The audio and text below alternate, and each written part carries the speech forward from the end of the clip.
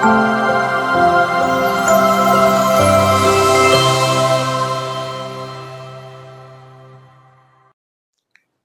இயேசு கிறிஸ்துவுக்குள் எனக்கு அருமையானவர்களே, நம் ஆண்டவர் இயேசு கிறிஸ்துவின் நாமத்தினால் உங்கள் அனைவரையும் வாழ்த்தி வரவேற்கிறேன். பிரியமானவர்களே, பொது காலம் 15வது வாரத்தில் வருகின்ற வெள்ளிக்கிழமை நாம் இருக்கிறோம்.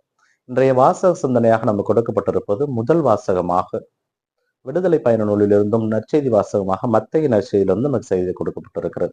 இதிலே ஆண்டவர் பார்வோனுக்கு எதிராக கிளர்ந்தெழ இஸ்ரேல் மக்களை தயார் செய்கிறார். அதனால அந்த மக்களுக்கு ஆண்டவர் ஒரு சில வழிமுறை சொல்லுகிறார். நீங்கள் ஒரு இளம் ஆடை, 1 வயது நிரம்பிய ஒரு ஆடை எடுத்து வைத்துக் கொள்ளுங்கள். அதை ஒரு 15 நாள் பேணி பாதுகாத்து அதை வெட்டி நெருப்பிலே வாட்டி அதை உண்ணுங்கள். அதை மிச்சம் வைக்க கூடாது. அது உண்ணும் முறை இடுப்பிலே கச்சை கட்டி கொண்டு, காலிலே காலணி அணிந்து கொண்டு, கையிலே கோலை வைத்துக் கொண்டு நீங்கள் உண்ண வேண்டும் என்ற ஒரு முறை அங்கு கொடுக்கிறார். அப்பொழுது ஆண்டவர் அவர்களுக்கு சொல்லுவது, நான் எகிப்தை கடந்து செல்ல போகிறேன்.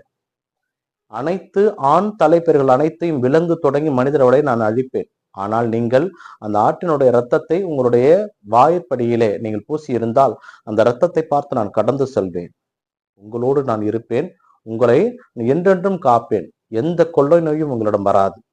நான் உங்கள் கடவுள் என்பதை நீங்கள் அது வழியாக அறிந்து கொள்வீர்கள். இந்த விழாவை நீங்கள் காலம் முழுவதும் கொண்டாடுவீர்கள் என்ற ஒரு அழைப்பை இங்கே கொடுக்கிறார். இந்த நற்செய்தி வாசகமும் ஏறத்தாழ அதே அமைப்போடுதான் அமைந்திருக்கிறது.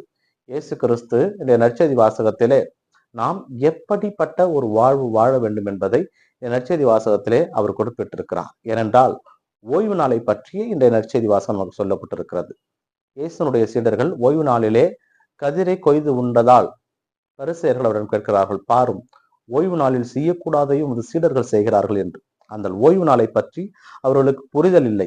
நம்மை பொறுத்தவரை இன்றைய காலகட்டத்திலே ஓய்வு நாள் என்பது கூத்தடிக்கவும் கும்மாளம் அடிக்கவுமாக தான் இருக்கிறது. ஞாயிறு என்பது ஓய்வு நாள்.